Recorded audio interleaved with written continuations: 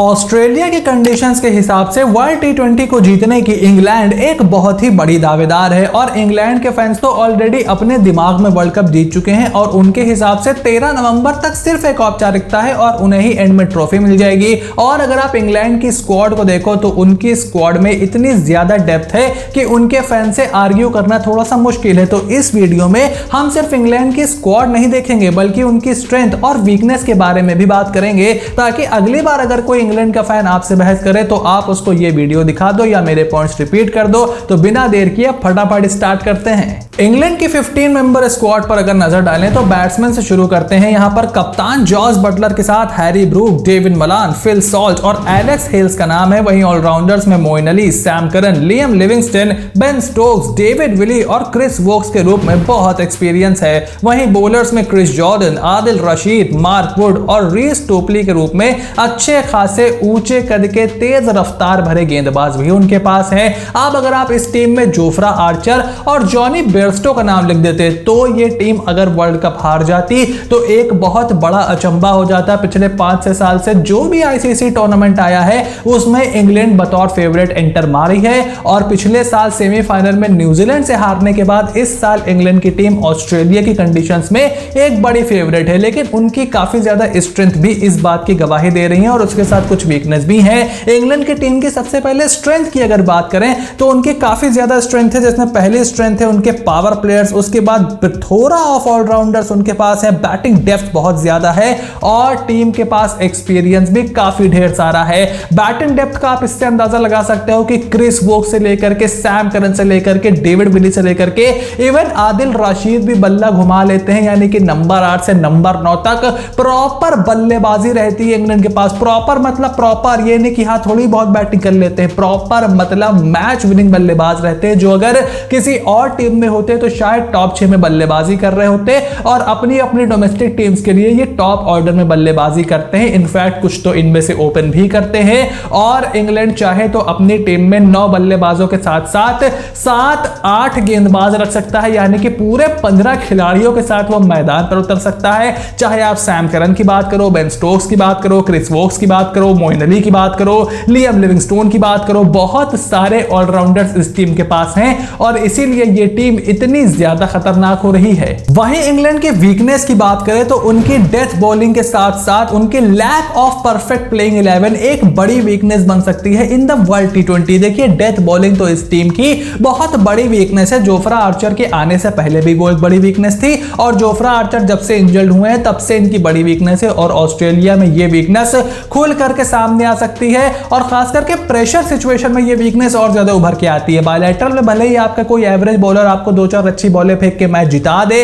लेकिन चाहे David Willey हो, चाहे क्रिस वोक्स हो, चाहे रीस टोपली हो, ये डेथ में उस लेवल के बॉलर नहीं है जितना ये आपको कभी-कभी बायलैटरल सीरीज में दिख जाते हैं। और मार्क वुड को भी आप एज अ विकेट टेकर ज्यादा इस्तेमाल करते हो कि भाई आओ गेंद ठीक से पटको, अच्छी रफ्तार से गेंदबाजी करो और विकेट लेकर के दो। अगर आप उनको डेथ में गेंदबाजी कराओगे तो वो भी कोई out and out death bowler नहीं है कंपेयर टू जोफ्रा आर्चर। अगर एक तरफ से वो फेंकते भी है तो दूसरी तरफ से आप खाली रह जाते हो। उसके साथ साथ जो प्लेइंग 11 को लेकर के कंफ्यूजन है, सबसे पहले तो प्लेइंग 11 में आपको ये देखना है कि आप कितने बल्लेबाजों के साथ जाते हो। अगर आप बहुत ज्यादा ऑलराउंडर्स खिलाते हो तो आपकी स्पेशलाइजेशन की थोड़ी सी कमी हो जाती है। डेथ बॉलर आपके पास वैसे भी नहीं है तो आप सोचते हो कि और ज्यादा ऑप्शंस लेकर के जाओ तेज गेंदबाजी के, करन को भी खिला लो, स्टोक्स को भी खिला लो। स्टोक्स की फॉर्म पर भी बहुत बड़े सवाल उठ रहे हैं, ऑलरेडी ये सवाल उठना शुरू हो गए कि क्या वो इंग्लैंड की प्लेइंग 11 में जगह बनाते हैं इन द टी20 फॉर्मेट और उसके साथ साथ किस नंबर पर वो बल्लेबाजी करेंगे। फिर क्या आप सैम करन को बाहर करोगे, क्या क्रिस वोक्स को बाहर करोगे, क्या डेविड विली को बाहर करोगे। तो ये सारे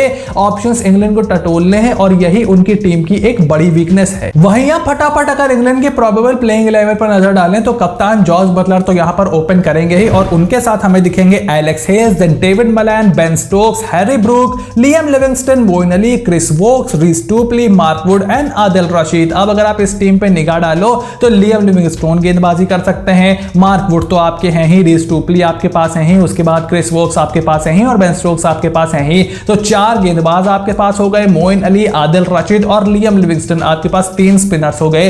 तो 7 गेंदबाजी के विकल्प हैं। ऐसे में कुछ लोगों का यह भी कहना है कि आप हैरी ब्रूक को बाहर करके सैम करन को उस टीम में डालो और नंबर 7 पर वो बैटिंग करे, लेकिन मेरे हिसाब से हैरी ब्रूक ने मिडिल ऑर्डर में जिस तरीके का परफॉर्मेंस दिखाया है और जिस तरीके से वो एक अननोन कॉमोडिटी है, अभी बहुत ज्यादा टीमें उन पर ध्यान नहीं देंगे। जब आप इंग्लैंड से खेलोगे तो आपका ध्यान Buttler, Liam Livingstone, Ben Stokes, इन प्लेयर्स पर ही होगा, तो वो आपके एक एक्स फैक्टर बन सकते हैं और थोड़ा सा स्पेशलाइजेशन आपको चाहिए होता है। बहुत ज्यादा ऑलराउंडर के फेवर में मैं कभी नहीं रहा हूं। अगर 7 गेंदबाज भी आपको कम पड़ना है तो इसका मतलब आपको अपनी टीम पर बहुत ज्यादा कॉन्फिडेंस है नहीं और 11 ही प्लेयर क्रिकेट के मैदान पर उतर सकते हैं, तो ऐसा में किसी को तो बाहर बैठना ही पड़ेगा। और मेरे लिए सैम करन बाहर बैठ रहे हैं, डेविड विली बाहर बैठ रहे हैं। अनफॉर्चुनेटली फिल सॉल्ट का नाम मैंने प्लेइंग 11 में लिखा था क्योंकि उन्होंने कुछ अच्छी पारी खेली, लेकिन एलेक्स हेल्स का ऑस्ट्रेलिया में खेलने का अनुभव उनके काम आएगा। जिस तरीके से उन्होंने पर्थ में अभी जो हुआ था मैच ऑस्ट्रेलिया के सामने, उसमें उन्होंने एक कमाल के 80 रनों की पारी खेली और उसके बाद ऑस्ट्रेलिया में बिग बैश में बहुत ज्यादा क्रिकेट वो खेल चुके हैं, 1000 से ज्यादा उनके रन है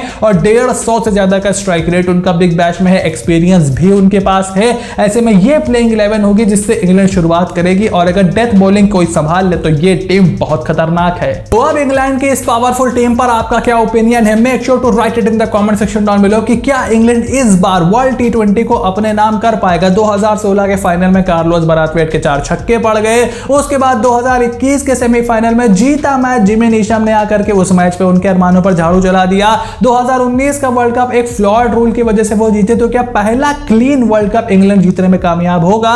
जिस तरीके से बायलैटरल सीरीज में वो सबको एंटरटेन करता हुआ चला आ रहा है, या फिर Jofra Archer, Jonny Bairstow, Jason raw जैसे खिलाड़ियों की कमी उन्हें खलेगी? आपका जो भी ओपिनियन हो कमेंट बॉक्स में फटाफट से लिख करके जरूर बताइएगा। आई होप वीडियो आपको एंटरटेनिंग और इन्फॉर्मेटिव लगी होगी। अगर ऐसा है then make sure to click on the subscribe button, press the bell notification, become part of the family. और अगला प्रीव्यू आप किस टीम का देखना चाहते हो वो भी फटाफट से कमेंट बॉक्स में लिख करके जरूर बताइएगा, because these videos are only made for you guys. So I will see you soon in the next video।